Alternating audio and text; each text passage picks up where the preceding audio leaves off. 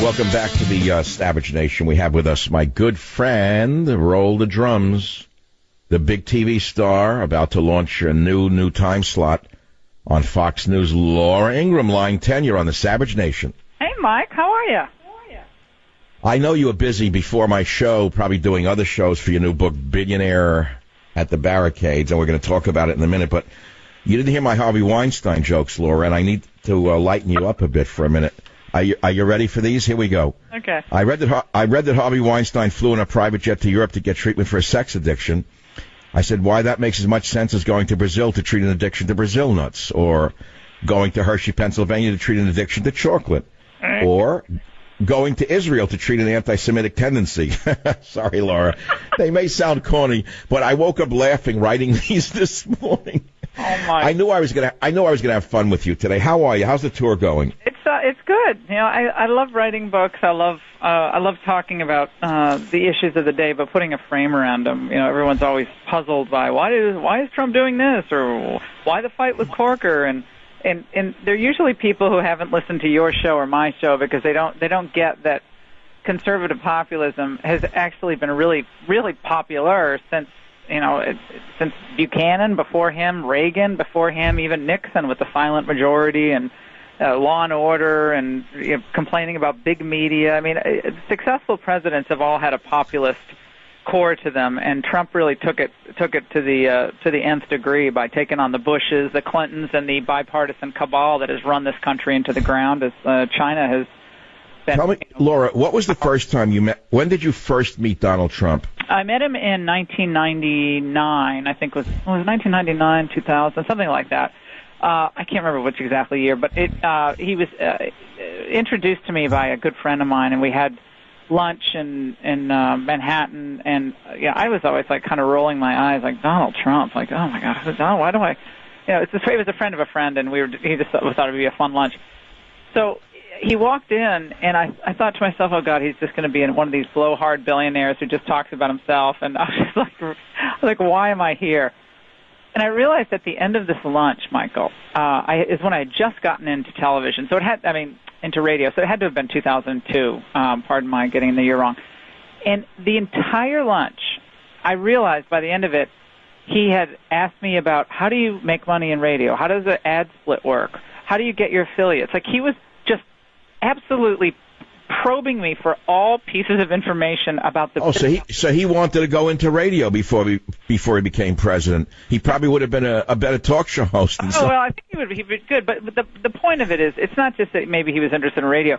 He's actually just a really curious person. He wanted to know about my parents and my mother, and why I became a conservative, and what was it about Reagan that drew me in as a young conservative. So he was really curious, and I don't think he talked about himself for more than like 2 or 3 minutes. He was talking Laura, let's clear the air. With the Harvey Weinstein groping scandals that are coming out, I'm going to lay a question on you, and I don't know the answer. You never thought I was going to ask this. Did he ever suggest anything inappropriate with you? Who? Donald Trump. No. Oh my well, I'm asking, Laura, because there's so much garbage out there about everything. I think that's a very important statement. I mean, not only not that, but I don't know anyone who has ever said that, who has ever even said that. And I know a lot of people who know him. Now, was he a single guy in New York for a long time? Yeah. Did he have a couple of marriages that didn't work out? Yes. Is he a perfect person? Absolutely not. But I want to be very clear here. The people in Hollywood who were doing the big cover-up of the mob boss Harvey Weinstein, with what he was doing and brutalizing these young girls and brutalizing people who were vulnerable and at the very beginning of their careers. Comparing a serial sexual abuser to someone who made some off-color and frankly disgusting comments to Billy Bush is just such a bad effort at moral equivalency. It's so transparent. No one's buying it, so don't even try it. Okay, Harvey Weinstein was known by everyone, Paltrow, Pitt, Affleck, Damon, all of them, and all the executives, they all knew the kind of guy he was. They joked about it in scripts in 30 Rock. They joked about it at the Oscars, and everyone was laughing. Oh, isn't that funny about someone talking about you'd have to blank Harvey Weinstein. Everyone was joking about it, laughing about it. Well, there were young lives that were destroyed by him, and people who threatened to tell what was going on, their careers were destroyed. And I'm going to be pursuing the story for the next couple of weeks because I happen to have a couple of really good sources on this. But this is just the tip of the iceberg. Let me ask you, your book, Billionaire at the Barricades, you call it the populist revolution from Reagan to Trump. Let me ask you a question. You worked for Ronald Reagan. How was he able to hold together all the different strains of conservatism while attracting blue-collar Democrats? Is that, by the way, and by the way, is that just impossible to do today? Well, he had the advantage of, number one, a country that was besieged by the Soviet threat. So Soviet Russia at the time was the big threat to U.S. freedom and U.S. survival. That threat and beating back the Soviets did bring everyone together, and the disastrous administration of Jimmy Carter brought everyone together, going, oh my gosh, we have to beat him in the general election. But remember, the Cato Institute, by 1988, after Ronald Reagan had slapped tariffs on Japanese motorcycles, 45% tariffs to save Harley Davidson, the Cato Institute in 1988 wrote this nasty, long article about how Ronald Reagan was not a free trader and how Republicans shouldn't follow in the footsteps of someone who would put temporary tariffs on steel and protect an entire American industry. And that was the beginning of the real expose of what was happening in the Republican Party. It was the beginning of a crack-up that took a long time to really... But Laura, you're a big fan of Donald Trump even to this day. I know when we were in Florida together last, was it February, and Newsmax put that dinner together. You and I were at the same table. Remember that? Yeah, it was a lot of fun. It was a lot of fun. It was a great dinner that night at Mar. But you say that Trump's agenda should not be taken in isolation, but it is really the fulfillment of a movement's yearnings. So having said that, and being a big supporter of Donald Trump, I assume you're still a great supporter. Do you think he can survive what's being thrown at him?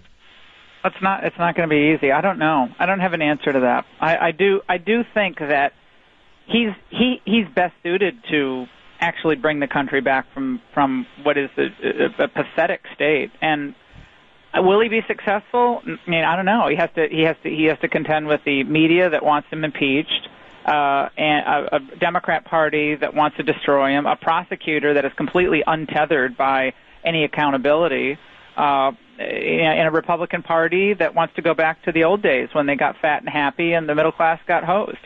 So he's a man against the world. He's a man against the world. How can he move forward? Let's look at his agenda together, Laura. You're right, billionaire at the barricades, fine. So he started the populist revolution, right? He continued. And was going fairly well. Has he achieved any of that populist revolution? I can think of one thing. He stopped, for example, the travel ban was just basically upheld yesterday by the Supreme Court. That's a huge victory, isn't it? A huge victory. The court decided not to take the case. They had to rewrite the original rule. That was kind of a flub right out of the gate by the Trump people. But they were new at politics. They've learned a lot in 10 months. I think he has. You know what I think he's done? He's held up a mirror to the failures of the establishment. Now, we know now where everybody stands. We know where the Republican establishment is. They would rather not pass legislation, but just kick the can down the road and hope the voters turn out every 2 or 4 years. I mean, they had the chance to do Obamacare. They couldn't do it. And they called Trump stupid. And just on things like the national anthem, Michael. Remember all the people 2 weeks ago who said, why did Donald Trump wade into this? This is bad for race relations. I think it was great. It was exactly the kind of thing that we need in the country, calling out the phonies and the frauds, putting up a mirror to what they were doing, and then letting the people react. I think it was off the cuff, and it was kind of a gut move by him and during that Luther Strange rally. And I think he was pissed about the Luther Strange endorsement that he did. But his instincts are actually really good. He has great instincts, better than... So Trump is as crazy as a fox, in other words, in your opinion. He's turned the establishment into a punching bag for the voters, which it needed to happen. And he's now cut a deal with the Democrats on the debt ceiling. That needed to happen. It was incredibly popular what he did, and now he has the people behind him. He's more popular than the conservatives on Capitol Hill, the Republicans on Capitol Hill. We're getting rid of Bob Corker, who's a disaster, who gave us the Iran deal. And one by one, we're gonna take back the U.S. Senate and the House of Representatives and give it back to the people. Because I want to ask you a question about his personality. You write Billionaire at the Barricades. That's your book. I love it. You know him better than I do. You've met with him many times. You've flown on Air Force One. I think I can say that, correct? Yes.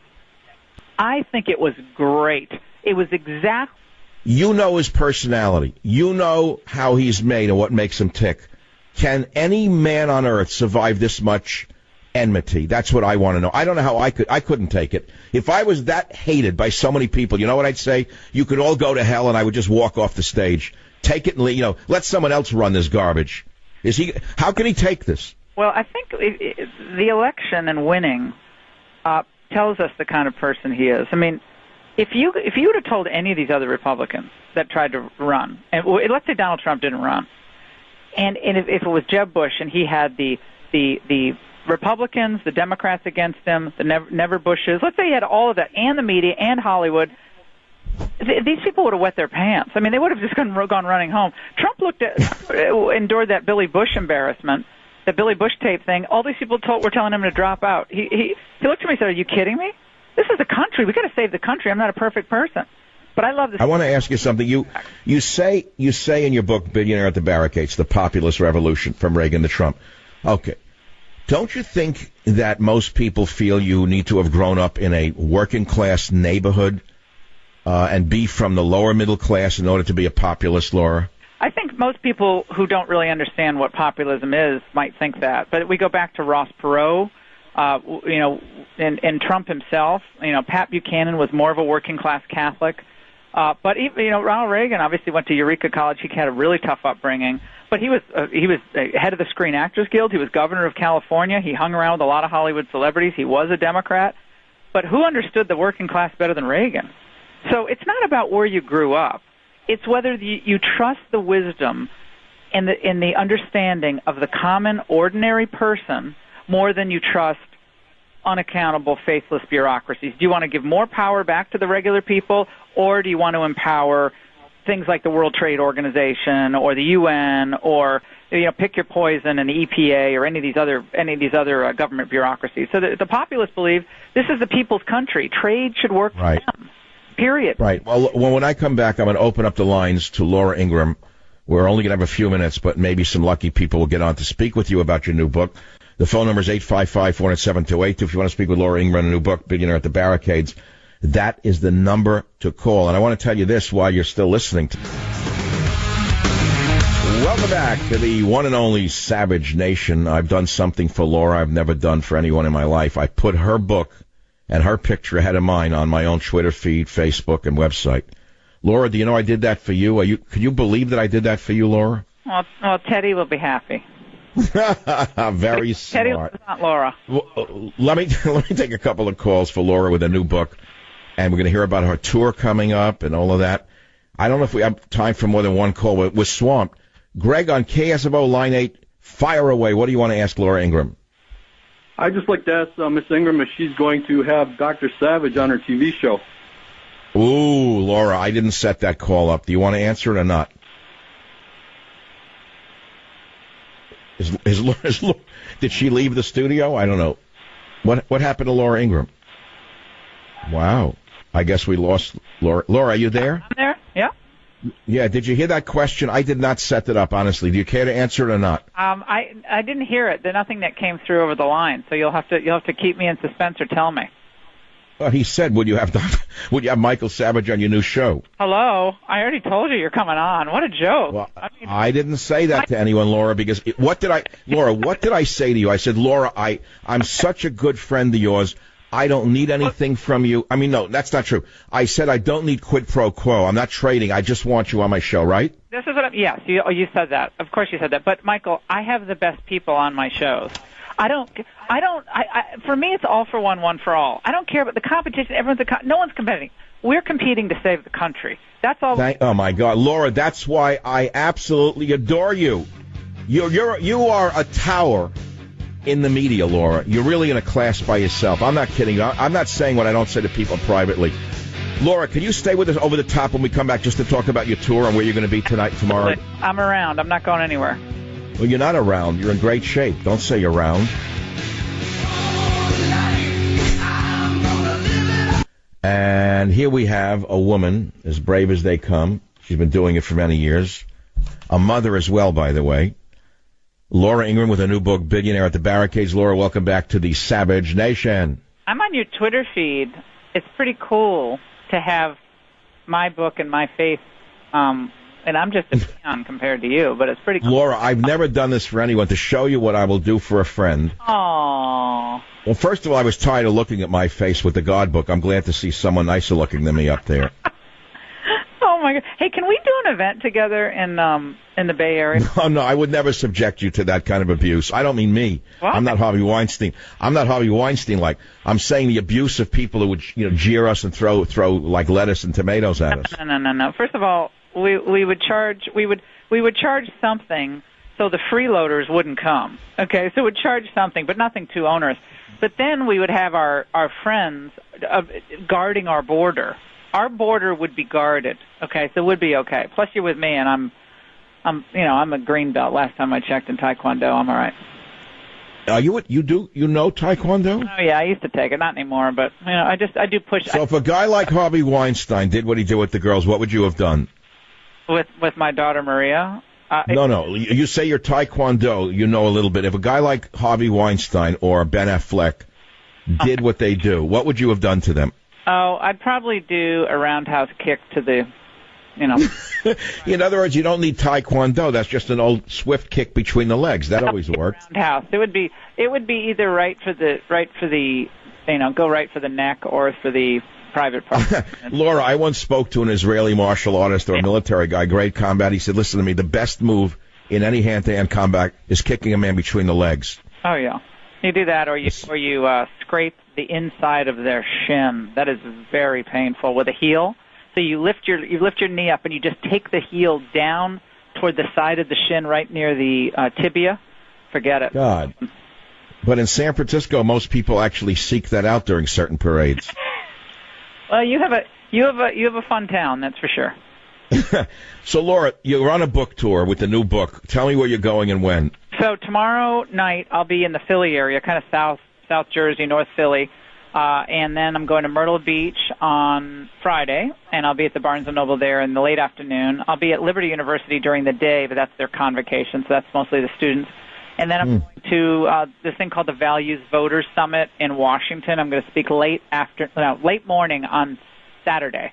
So, and then who watches all your children when you're on the road? You have how many children, Laura Ingraham? You've met them. What do you mean how many? You've already forgotten. No, but my audience doesn't know. Tell them how many you have. I have my daughter Maria, who's now 12. She's so tall, Mikey, you won't believe it. She's almost my height. My daughter Maria is 12, already sassing me.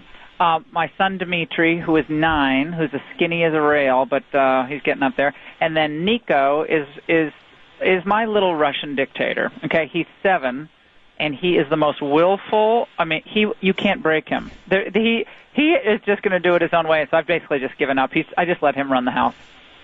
Unbelievable. No, I have to admire it, how you do all of this, and you're on TV, you're on radio, you do your tours.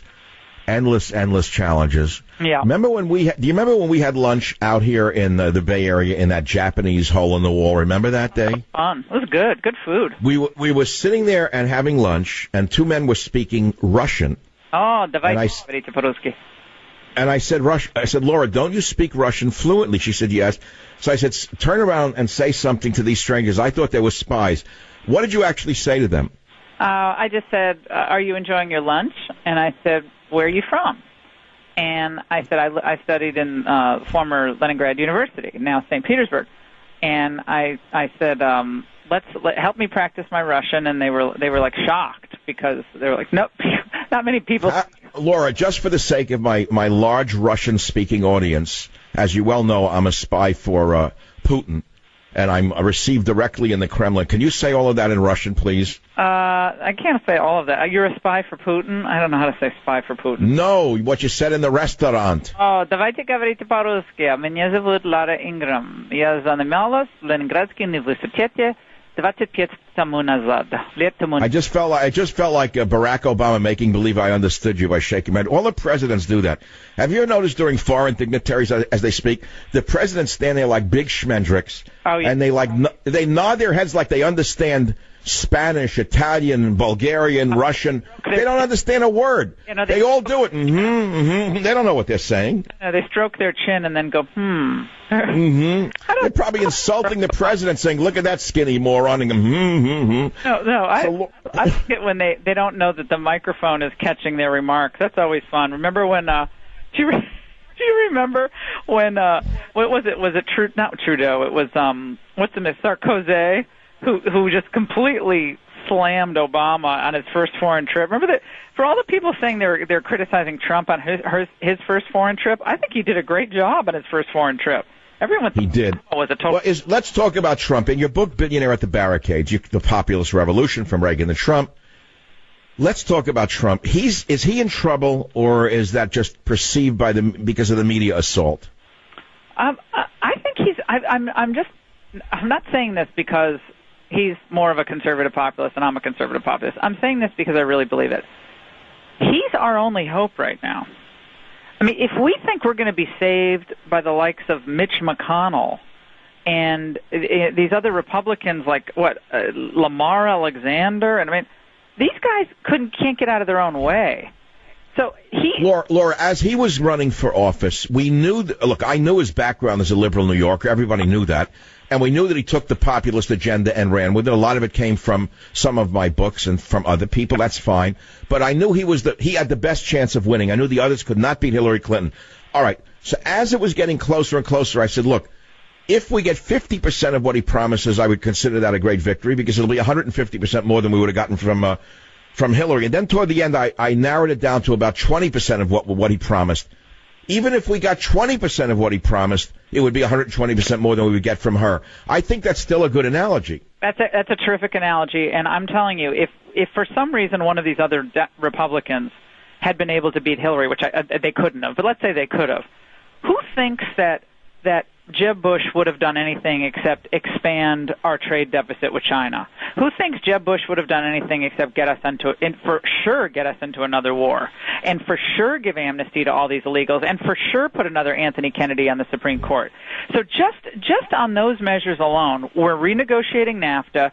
Trump has made China bow down on the intellectual property theft. They're doing a whole 303 investigation on China, which had not been done in decades. He's doing all this stuff. Now, he doesn't get any credit for that, and that's fine.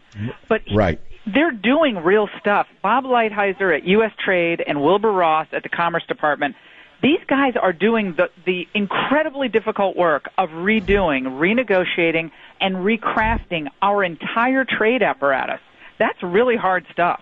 That in and of itself will make the lives of average Americans better. So he has his foibles, he has his issues, we all do, but this man loves this country and he wants to win. These other Republicans want to respect their Democrat colleagues, go out for a drink at the end of the day with their Democrat colleagues, and go to their fancy conferences. Donald Trump wants to win. That's what he wants to do. We're listening to the one and only Laura Ingraham, who, as you well know, is a regular voice on Fox News. She has her own show and is moving to an earlier time slot. She is a mother of 3, a cancer survivor. I'm sorry to have to say that, but I'm very proud of you to keep fighting, Laura. You're amazing. I don't think people know that you're also a brilliant legal scholar and that you were once a clerk for a Supreme Court justice. Can you just, in a minute or less, tell people about that part of your brilliant background? Well, I went to the University of Virginia Law School after I worked for President Reagan. I thought it was important for me to kind of take the education up a notch, and I thought, being a prosecutor was what I wanted to do. And so I went to law school, and then I clerked on the Federal Court of Appeals in Manhattan. So I walked through the trade centers every day on the way to court, and then I got a clerkship with Justice Thomas on the Supreme Court. I was a white-collar litigator for 3.5 years at Skadden Arps, which is a big New York law firm. Wasn't really happy, and then I tried my hand in the media, but the law background really helps me every day in what I do on the air. So I'm glad. Do you wish you had stayed in corporate law? Not for a millisecond. Not for 1 nanosecond do I wish I was still in a big law firm. It was a nightmare for me personally. It's good for some people, but it's still... Laura, let me take one quick call. I know you got to run. Hold on. Here's a great caller out of WABC in New York. Eunice, line 4. What's your question for Laura Ingraham? Should Donald Trump fire Robert Mueller? Because he's supposed to investigate one thing, and now he's looking into completely... Right. Laura, let's take that answer while the gentleman hangs up, because I have said on the air he should fire Mueller. What do you think, Laura? I don't think that's the way to go. I mean, he has the constitutional right to do that, but I don't think firing Mueller is going to advance the Trump agenda. I think it's going to mire him back into the same the same non-story that has already given him a pain. I mean, the special counsel is a problem. It's a real problem. But I think he probably shouldn't have fired him the way he did. He could have fired Comey the way he did. He could have kicked Comey upstairs or done something else with Comey. I think that was an unforced error. I was also told by an insider that the reason Trump cannot fire Mueller, even though he's constitutionally permitted to do so, is that Congress could immediately reappoint Mueller, and that would be a real problem at that point. The minute I come back, we have time for a couple of quick calls to Laura Ingraham about her new book, which is called Billionaire at the Barricades. I will be right back. Welcome back to the Savage Nation. That's an old-timer from the early days of my show. We're going to finish up. Laura has to go right after this segment. When I come back, I'll talk about stories you're not going to believe. I swear I haven't heard these anyway yet today. Laura, welcome back to the Savage Nation. I want to ask you something. Yeah. The Russia collusion fiction that was invented by the Hillary Clinton campaign, is that dead in the water? It's a complete and utter scam. The problem is, of course, is the special counsel can take the investigation anywhere he wants, which is why these special counsels are always a problem for politicizing the criminal law in this country. I don't think there's anything there, the Russia collusion. If there was, they would have already come out with something. But when they have unending funds to use to investigate anybody, I mean, it really is true, as Brendan Sullivan said all those years ago, you can indict a ham sandwich if you want to indict a ham sandwich. So that's a problem. But why should a prosecutor who was brought in to investigate a specific allegation of collusion with Russia to tamper with the election, when we know that was fabricated by the Clinton camp, why should he now be able to investigate anything? How does that happen? You're the lawyer, not me. Well, because the way the letter by the Deputy Attorney General was written, and the way the special counsel statute is written, it allows them to investigate potential criminal wrongdoing that they discover while they're doing their investigation. So that's how they phrase it. I'm paraphrasing it, but that's essentially what it says. It's very broadly worded. So the investigation that they undertake has to be directed toward uncovering a supposed Russian tampering with the election story.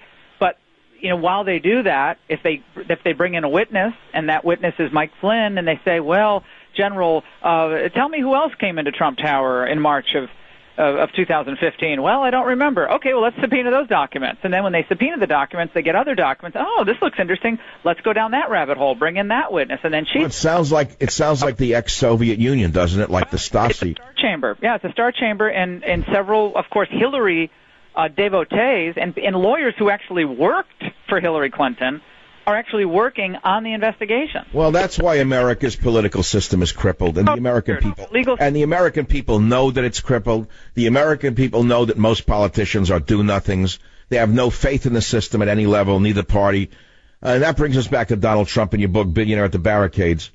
The populist revolution that you're talking about, is it dead in the water, or is there anything left to hope for? No, I think that Donald Trump, slowly but surely, is exposing the fault lines of American politics. So no longer can the Republicans and the Democrats just go behind closed doors and cook up a deal that surprises the American people, or that they can no longer just go campaign on one thing and then govern another way. He's going to call them out, and that's a powerful thing.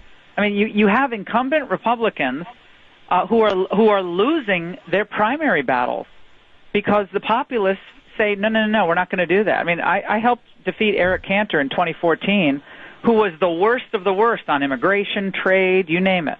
And where is he now? Where is Eric Cantor now? Working in a five and dime somewhere in Brooklyn? Working for a financial firm in Manhattan. That's what he's doing. And he's writing op-eds for the New York Times criticizing. Unbelievable. Well, Laura, look, I wish you the best on your book tour. When you go to a bookstore, do you have security, I hope? Oh, yeah. Have you had any numbskulls try to, like hurt you or anything? No, not yet. I mean, they say some nasty things every now and then, but, I honestly do not care what anyone thinks of me except maybe my family and my dear friends like you. Other than that, I really don't care. I'm glad you said it. I was going to be insulted if you didn't. I was hoping that you cared what I think. Come out to Philly tonight. I want all the Savage listeners to Philly, yeah, I want a Philly cheesecake sandwich. My heart needs it badly. Oh, Laura Ingraham, I wish you the best. Billionaire at the Barricades. I think it's going to do very, very well. I think it's a book for its time. Just take it easy on the tour. Remember, your life doesn't depend on it. I'm talking like a brother to you. No, it doesn't. In other words, if it makes it, it makes it. If it does big, small. Laura, what does it really matter at the end of the day? You have a beautiful career on television, radio, great children. You have me as a friend. What more do you need in life? Oh, I want to be number one. That's what I know. That's what I know. Competitive edge. You come from an athletic background. I get it. Laura Ingraham, thanks for being with us on the Savage Nation. When I come back, we're going to go to regular programming. That was irregular programming. And we'll go back to all the stories I started before, such as, oh no, yes, the Harvey Weinstein jokes.